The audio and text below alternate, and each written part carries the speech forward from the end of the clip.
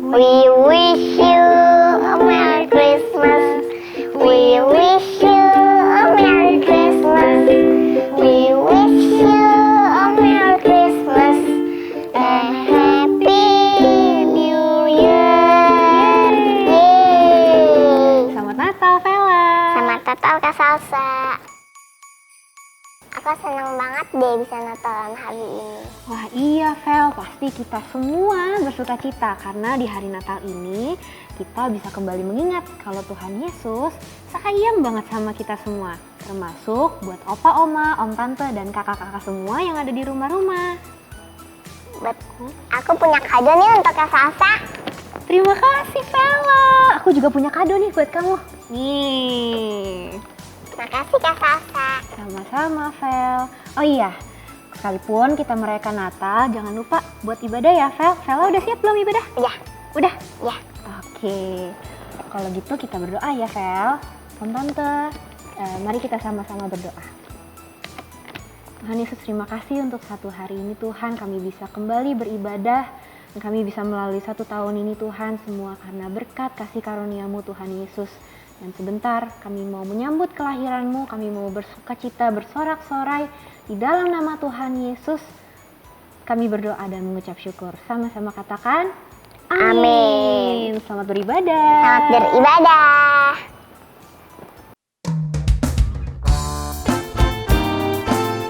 Mari kita sambut kelahiran Tuhan Yesus.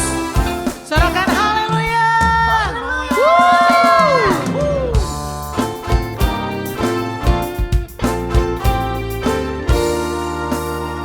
Mari sama-sama kita katakan, Kau sungguh indah tiada taranya, sungguh menakjubkan, sungguh ajaib untuk dimengerti, lebih dari semua yang ada. Hikmat-Mu tiada terselami, kasih-Mu dalam tak terduga.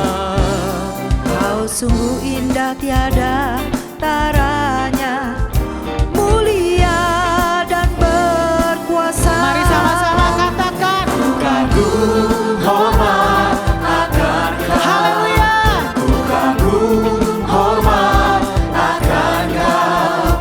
Kau Allah yang layak dipuji. Ku kagum akan Engkau.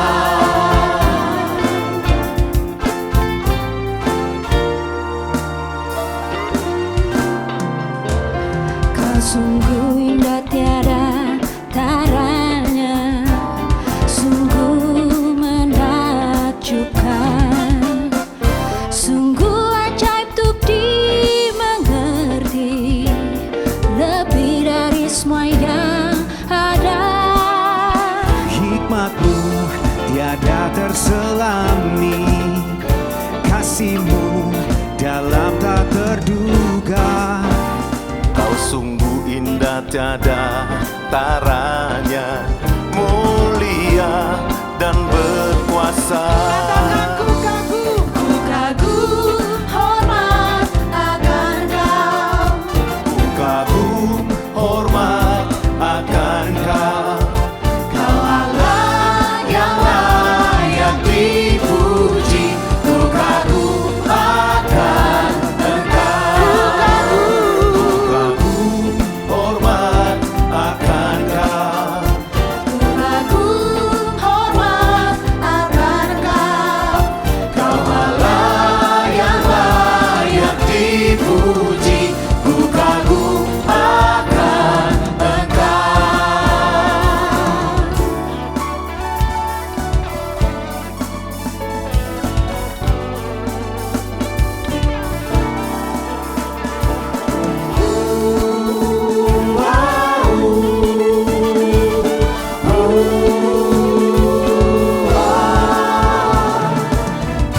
Yesus saja, Yesus dahsyat. Ku kagum semua kebaikan-Mu. Yesus saja, Yesus dahsyat. Ku kagum semua kemurahan-Mu.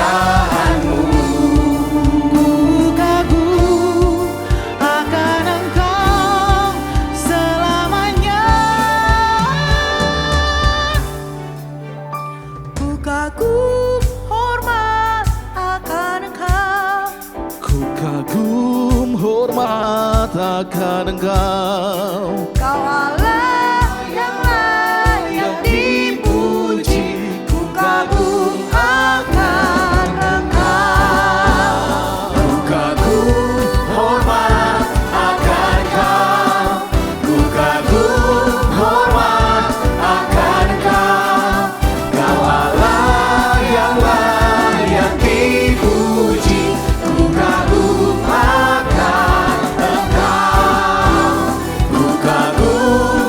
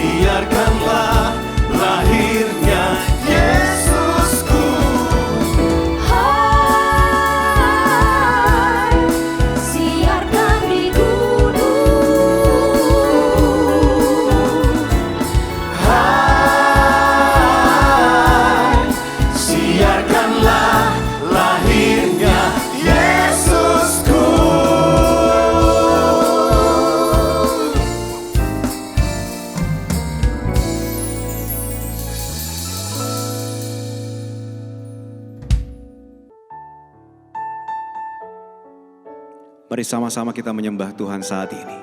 Mari sama-sama kita angkat sembah kita saat ini. Terima kasih ya Tuhan Yesus. Engkau baik, Engkau sangat baik, Engkau teramat baik untuk kami semua. Terima kasih Tuhan, terima kasih Yesus.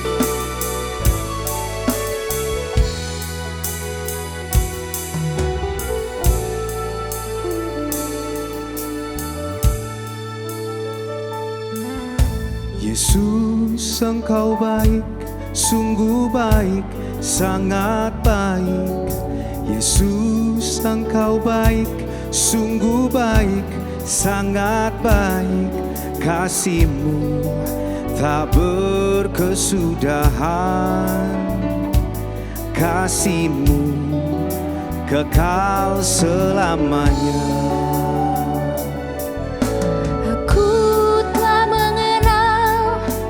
Kasih karunia-Mu, aku telah mengenal kasih karunia-Mu. Kau kaya, rela jadi miskin, supaya aku jadi kaya.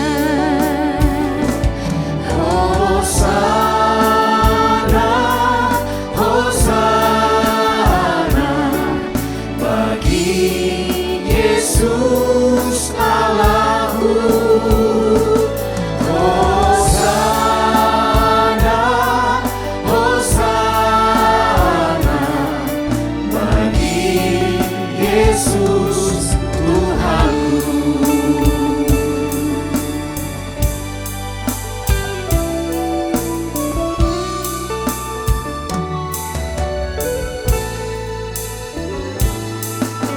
Yesus, Engkau baik, sungguh baik, sangat baik. Yesus, Engkau baik, sungguh baik, sangat baik. Kasih-Mu tak berkesudahan, kasih-Mu kekal selamanya. Aku telah mengenal kasih karunia-Mu, aku telah mengenal kasih karunia-Mu.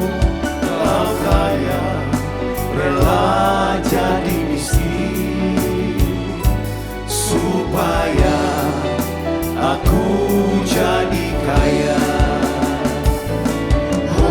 Hosana, Hosana bagi Yesus Allahku. Hosana,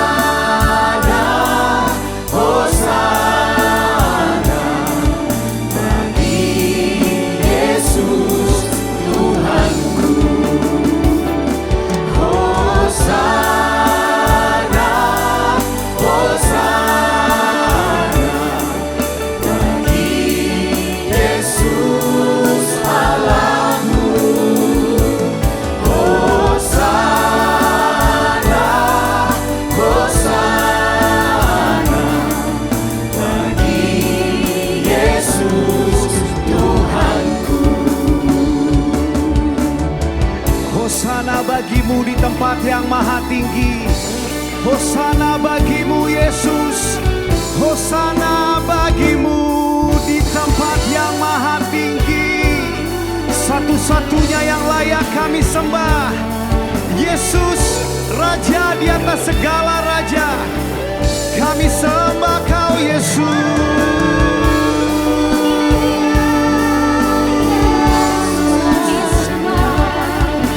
Haleluya, haleluya. Kami sembah Kau Yesus. Syakaya raba ya raba raba raba raba raba raba raba raba raba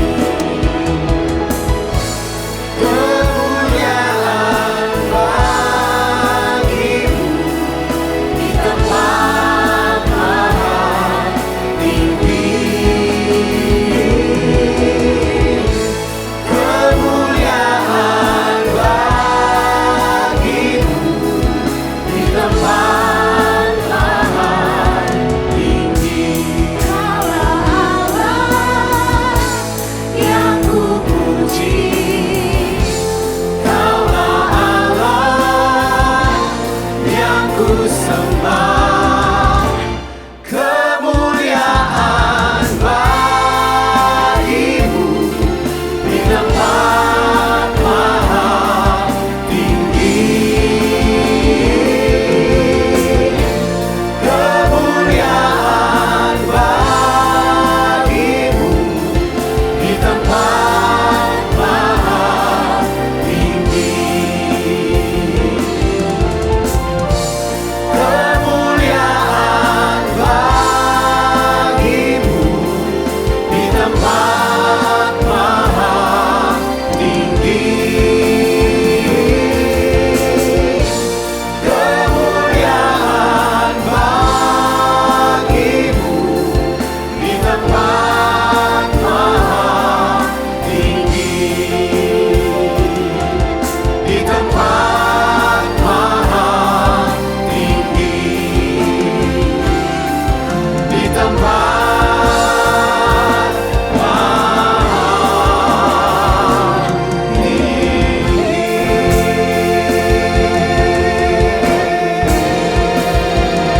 Kemuliaan hanya bagi-Mu Tuhan.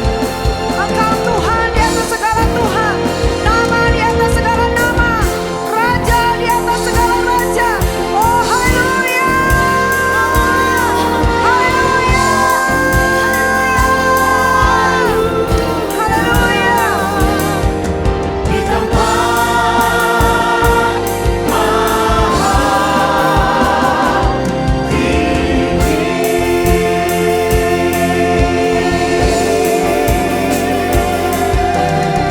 Sorak-sorak bagi Tuhan.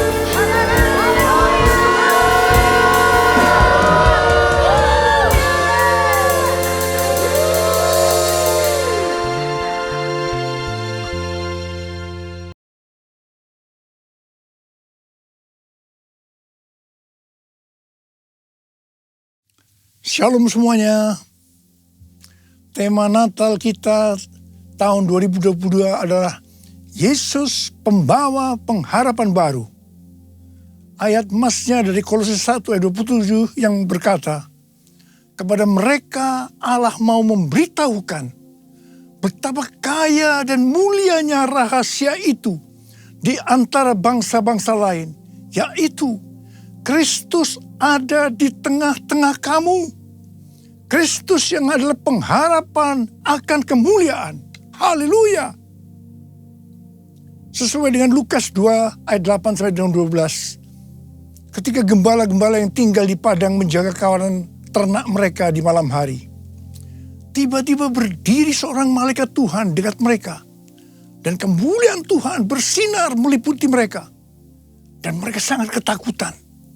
Lalu kata malaikat itu kepada mereka, jangan takut, sebab sesungguhnya aku memberitakan kepadamu kesukaan besar untuk seluruh bangsa. Hari ini telah lahir bagimu juru selamat, yaitu Kristus Tuhan di kota Daud. Dan inilah tandanya bagimu, kamu akan menjumpai seorang bayi dibungkus dengan lampin dan terbaring di atas palungan. Kelahiran Yesus Kristus sebagai juru selamat yang berarti lahirnya sang pembawa pengharapan baru bagi dunia akan memberikan kesukaan besar bagi seluruh bangsa. Alkitab berkata, semua orang telah berbuat dosa. Semua orang telah berbuat dosa dan telah kehilangan kemuliaan Allah. Upah dosa ialah maut, mati, tempatnya di neraka. Neraka adalah tempat yang sangat mengerikan. Jangan sampai masuk neraka. Yesus Kristus lahir ke dalam dunia ini sebagai juru selamat yang bisa diartikan pembawa pengharapan baru untuk menyelamatkan manusia dari hukuman kekal selama-lamanya di neraka.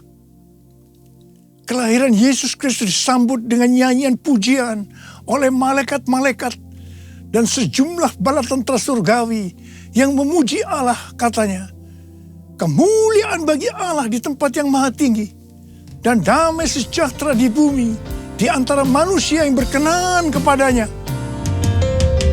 Kemuliaan bagi Allah di di tempat yang maha tinggi, damai sejahtera di bumi, di antara semua umat manusia yang berkenan padanya. Kemuliaan bagi Allah di tempat yang maha tinggi, damai sejahtera di bumi, di antara semua umat manusia yang berkenan padanya. Di antara semua umat manusia yang berkenan padanya.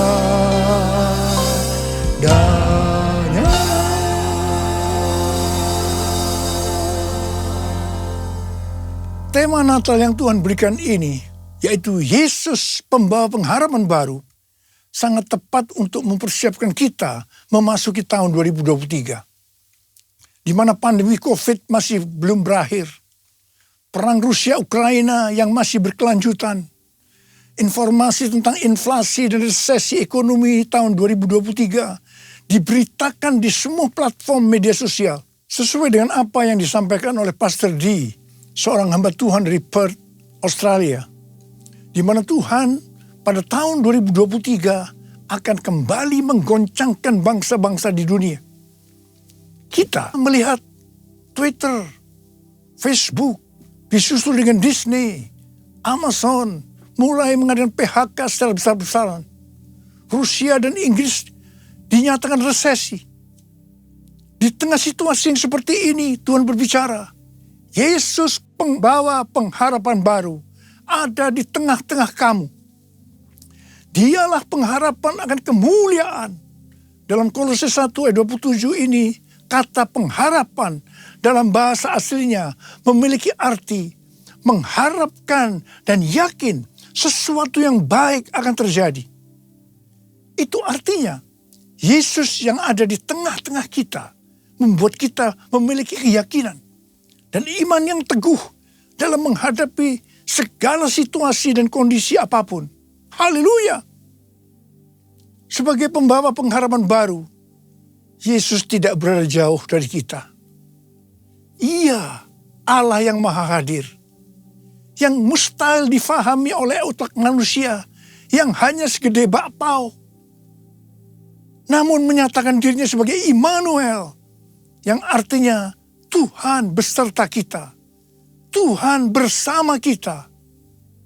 Pertama-tama melalui kelahirannya sebagai manusia, yang kita peringati sebagai peristiwa Natal. Kemudian melalui Roh Kudus yang diberikannya, tinggal berdiam di dalam hidup kita. Ini semua dapat diartikan bahwa Yesus ada di dalam kita. Itulah sebabnya kita selalu punya pengharapan. Haleluya! Keberadaan Yesus sebagai pembawa pengharapan baru di tengah-tengah kita. Inilah yang dikatakan oleh Rasul Paulus kepada jemaat Kolose sebagai pengharapan akan kemuliaan. Kemuliaan ini menunjukkan pada hari kebangkitan, ketika orang kudus akan menerima tubuh baru mereka yang dimuliakan, atau yang dikenal dengan pemuliaan atau glorification. Kita mengenal ada 3 tahap proses keselamatan. Tahap yang pertama, pembenaran atau justification. Kita dibenarkan bukan karena perbuatan baik kita, tetapi karena kasih karunia Tuhan yang kita responi dengan iman. Pada tahap ini, setelah kita bertobat dan menerima Tuhan Yesus sebagai juru selamat, kita akan mengalami kelahiran baru. Kelahiran baru adalah proses awal perjalanan rohani kita bersama Tuhan Yesus. Tahap yang kedua dari proses keselamatan adalah pengudusan atau sanctification. Dalam proses ini, kita dikuduskan secara terus-menerus melalui Roh Kudus dan firman Allah. Dalam proses ini, kita bisa saja jatuh atau mengalami kegagalan. Tetapi yang penting, kita jangan berhenti. Tetapi harus bangkit dan terus maju. Pertobatan adalah kunci untuk kita bisa terus maju. Goal dari proses pengudusan ini adalah menjadikan kita menjadi serupa dengan gambarnya. Roma 8 ayat 29 berkata, sebab semua orang yang dipilihnya dari semula, mereka juga ditentukannya dari semula untuk menjadi serupa dengan gambaran anaknya. Supaya ia, anaknya itu, menjadi yang sulung di antara banyak saudara. Ini berarti goal kita sebagai orang Kristen adalah menjadi serupa dengan gambarnya. Untuk menjadi serupa dengan gambarnya, sesuai dengan 1 Yohanes 2 ayat 6 yang berkata, barang siapa mengatakan bahwa ia ada di dalam dia, ia wajib hidup sama seperti Kristus telah hidup. Karena kita hidup sama seperti Kristus telah hidup, maka kita akan menjadi serupa dengan gambarnya. Menjadi serupa dengan gambarnya artinya menjadi murid Tuhan Yesus. Tahap ketiga dari proses keselamatan, mereka yang menjadi serupa dengan gambarnya. Pada saat Tuhan Yesus datang di awan-awan untuk menjemput gerejanya, tubuh mereka akan menerima tubuh baru yang dimuliakan atau dikenal dengan pemuliaan atau glorification. Dan setelah itu kita akan diangkat bersama-sama untuk bertemu dengan Yesus Kristus di awan-awan. Dan kita akan masuk surga. Dan selanjutnya akan bersama-sama dengan Tuhan Yesus selama-lamanya. Haleluya! Alkitab Penuntun Hidup Berkelimpahan memberikan catatan.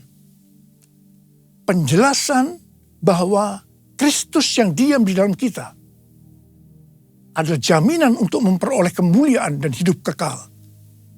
Ini akan terjadi hanya jikalau ia tinggal di dalam kita. Dan kita terus-menerus berhubungan erat dengan dia. Kita hidup intim dengan dia.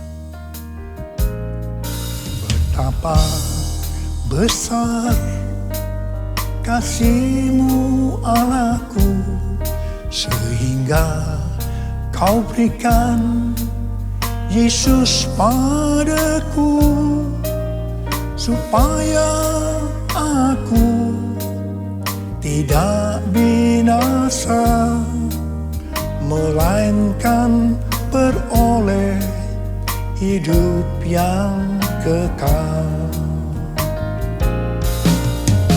Ku sembah Kau, ku sembah Kau, Engkau yang layak untuk ku sembah.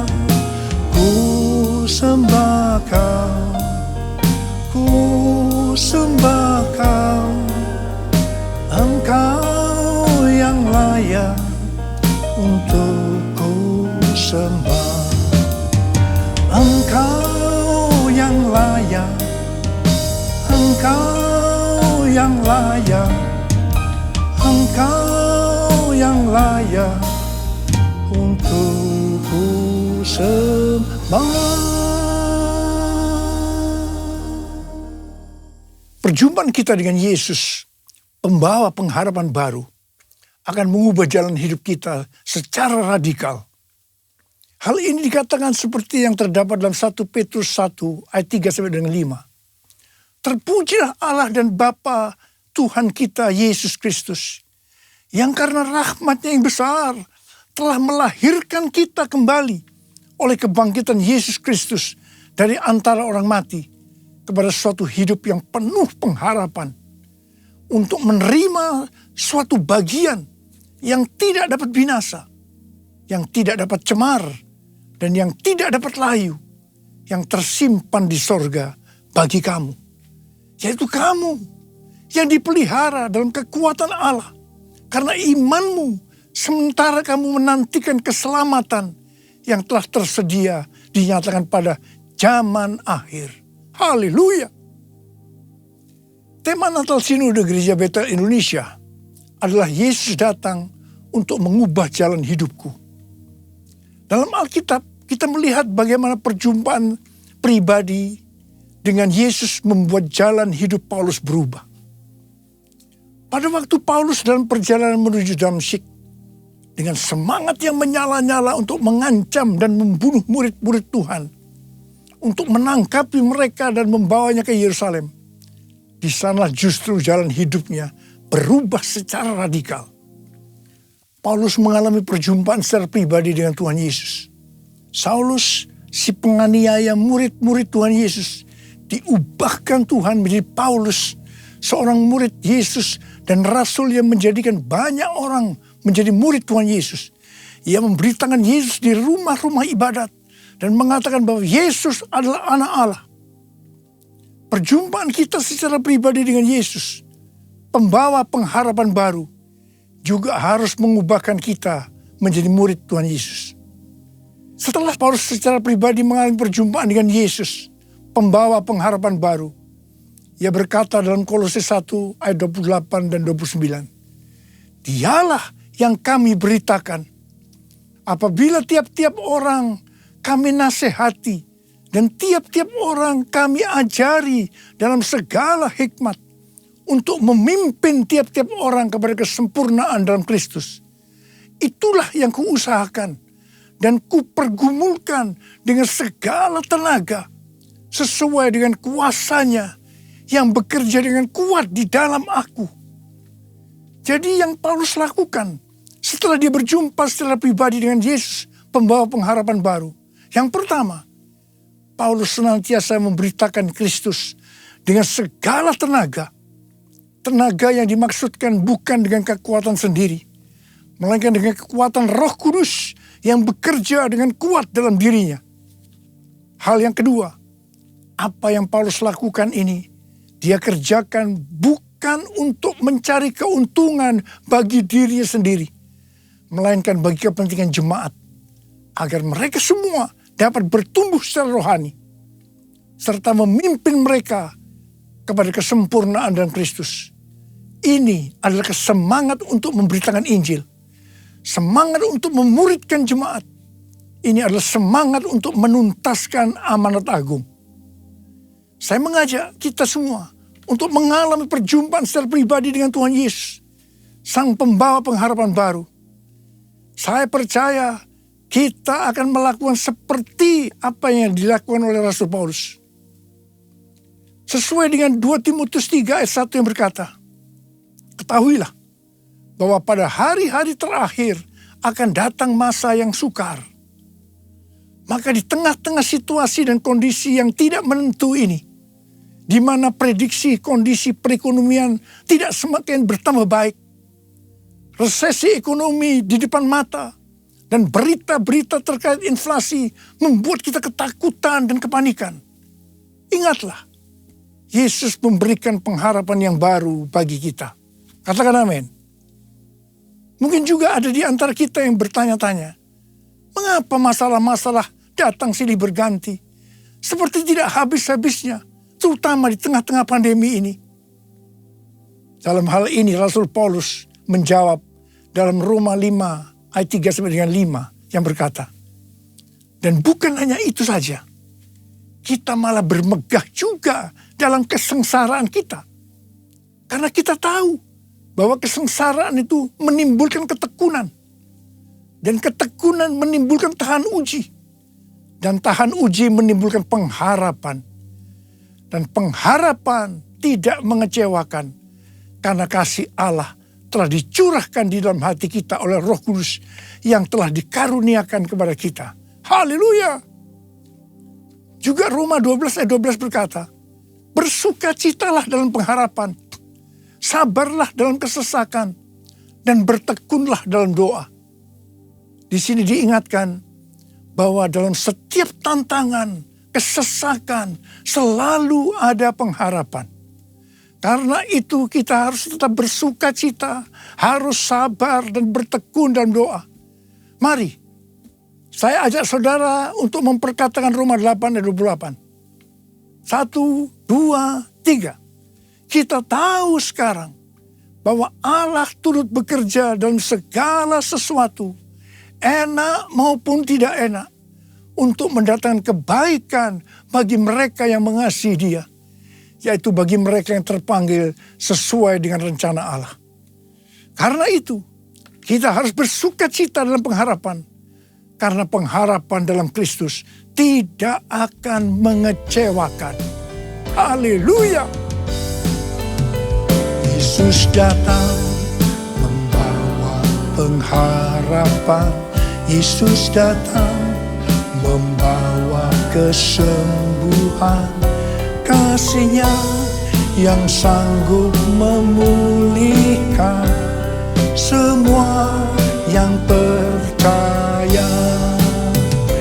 Haleluya, haleluya, terpujilah Tuhan.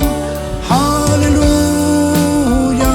haleluya, haleluya, amin. Haleluya, amin. Haleluya, amin. Tuhan Yesus dalam Markus 4 ayat 29 mengingatkan kita bahwa musim menuai sudah tiba. Musim menuai sudah tiba. Api Roh Kudus yang dahsyat dari Pentakosta ketiga sudah dicurahkan. Saya mengajak agar kita semua untuk percaya dan terus berharap kepada Tuhan. Tuhan sedang membersihkan gerejanya. Dosa-dosa yang tersembunyi sedang dibuka. Tuhan mau gereja Tuhan menjadi kudus, sehingga kebangunan rohani dan penuaian jiwa yang terbesar dan yang terakhir terjadi. Kedatangan Tuhan Yesus untuk kedua kalinya sudah sangat-sangat dekat. Waktunya sudah sangat-sangat singkat. Salah satu tanda kedatangan Tuhan Yesus adalah kalau amanat agung selesai. Tuhan mengingatkan bahwa tugas utama kita adalah menyelesaikan amanat agung. Kita harus memuridkan. Perlu diingat bahwa yang bisa memuridkan adalah murid. Karena itu kita semua harus menjadi murid Tuhan Yesus. Sesuai dengan 1 Yohanes 2 ayat 6. Bahwa murid Tuhan Yesus adalah mereka yang hidupnya sama seperti Kristus telah hidup. Karena hidup sama seperti Kristus telah hidup, maka kita akan menjadi serupa dengan gambarnya.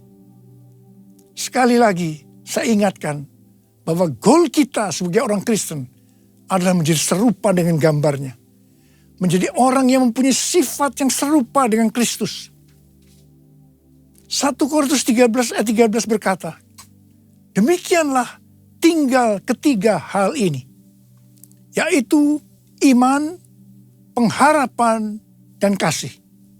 Dan yang paling besar di antaranya ialah kasih. Kasih di sini artinya mempunyai sifat serupa dengan Kristus.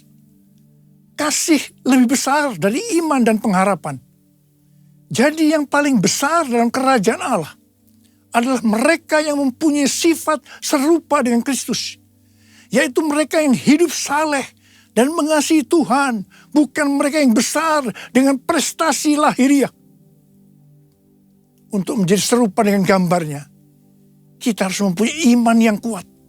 Dan pengharapan yang kuat kepada Tuhan. Sekali lagi saya ingin mengingatkan kepada kita.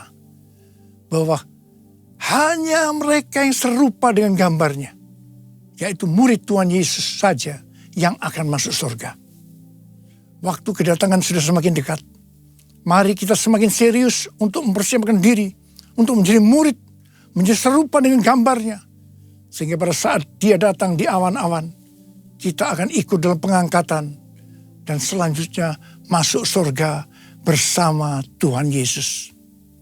Tema Natal tahun 2022. Yesus pembawa pengharapan yang baru mengingatkan kita semua akan perbuatan yang besar dari Tuhan Yesus kepada kita semua. Karena semua orang telah berbuat dosa dan telah kehilangan kemuliaan Allah. Upah dosa adalah maut, mati. Tapi Dia, Yesus yang tidak berdosa, telah dijadikan dosa oleh karena kita. Dia harus turun dari sorga mulia, menjelma menjadi manusia, mati ganti kita, menyelamatkan kita dari hukuman kekal selama-lamanya. Tuhan Yesus luar biasa, perbuatannya besar, perbuatannya besar, perbuatannya besar, perbuatannya besar,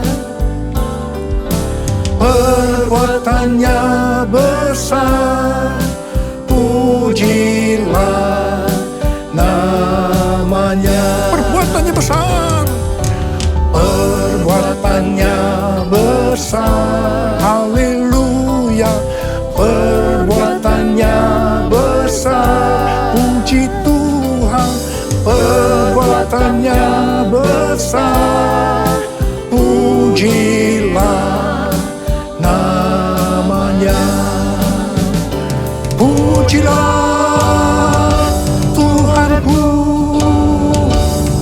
dengan segenap hatiku, pujilah namanya. Pujilah Tuhanku, pujilah Tuhanku dengan segenap hatiku, pujilah namanya. Sembah Dia, sembah dan puji Dia, sembah dan puji Dia, sembah dan puji Dia, Sang Raja. Mari kita sembah Dia. Kita berbahasa roh saat ini. Berbahasa roh, berbahasa roh. Sembah Dia, sembah Dia. Oh Tuhan terima kasih, Tuhan terima kasih, Tuhan terima kasih. Oh Tuhan, sembah dan puji Dia, sembah dan puji Dia, sembah dan puji Dia, Sang Raja. Sembah dan puji Dia, Sang Raja.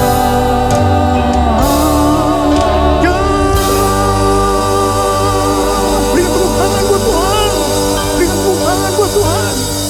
Bapa terima kasih, Bapa terima kasih. Berkati semua anak-anak-Mu, urapi mereka Tuhan. Akan memasuki tahun 2023, pengurapan Tuhan turun atasmu. Terima, terima pengurapan Tuhan, terima. Sembuh dalam nama Yesus, sembuh dalam nama Yesus. Dipulihkan dalam nama Yesus, pulihkan. Terima kasih, terima kasih. Bapa Engkau baik, Tuhan Yesus baik, Tuhan Yesus Engkau baik. Terima kasih, terima kasih, terima kasih, terima kasih, terima kasih. Dalam nama Yesus, amin.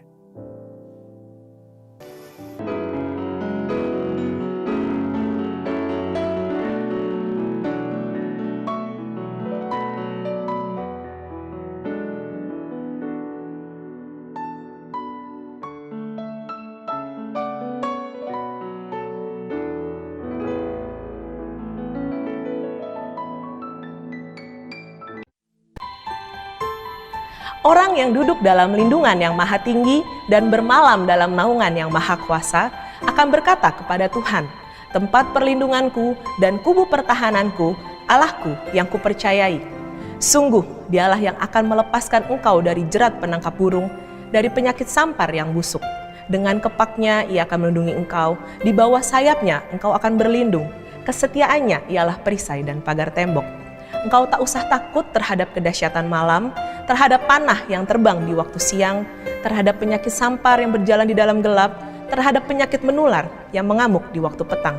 Walau 1.000 orang rebah di sisimu dan 10.000 di sebelah kananmu, tetapi itu tidak akan menimpamu. Engkau hanya menontonnya dengan matamu sendiri dan melihat pembalasan terhadap orang-orang fasik. Sebab Tuhan ialah tempat perlindunganmu, yang maha tinggi telah kau buat tempat perteduhanmu.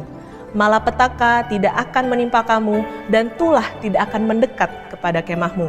Sebab malaikat-malaikatnya akan diperintahkannya kepadamu untuk menjaga engkau di segala jalanmu. Mereka akan menatang engkau di atas tangannya, supaya kakimu jangan terantuk kepada batu. Singa dan ular tedung akan kau langkahi, engkau akan menginjak anak singa dan ular naga. Sungguh hatinya melekat kepadaku, maka aku akan meluputkannya, aku akan membentenginya sebab ia mengenal namaku. Bila ia berseru kepadaku, aku akan menjawab. Aku akan menyertai dia dalam kesesakan, aku akan meluputkannya dan memuliakannya. Dengan panjang umur akan kukenyangkan dia, dan akan kuperlihatkan kepadanya keselamatan daripadaku. Mari kita deklarasikan apa yang dimaksud dengan Pentakosta ketiga. Pertama, Pentakosta ketiga adalah pencurahan Roh Kudus yang dahsyat di zaman ini, melebihi yang terjadi di Azusa Street. Kedua, Pentakosta ketiga akan mengakibatkan penuaian jiwa yang terbesar dan yang terakhir sebelum Tuhan Yesus datang kembali. Ketiga, Pentakosta ketiga akan membangkitkan generasi Yeremia, yaitu anak-anak muda yang dipenuhi Roh Kudus, cinta mati-matian kepada Tuhan Yesus, tidak kompromi terhadap dosa dan akan bergerak untuk memenangkan jiwa. Keempat, Pentakosta ketiga lahir di Indonesia dan bergerak ke bangsa-bangsa. Gerakan ini dari timur ke barat dan akan kembali ke Yerusalem. Kelima, Pentakosta ketiga akan memberikan kuasa untuk menyelesaikan amanat agung dan setelah itu Tuhan Yesus datang kembali. Saudara, kita satukan hati kita berdoa. Bapa, di dalam nama Tuhan Yesus Kristus, terima kasih Tuhan untuk hari ini ibadah online kami Tuhan. Engkau telah menyertai kami dari awal, pertengahan hingga akhir ya Tuhan.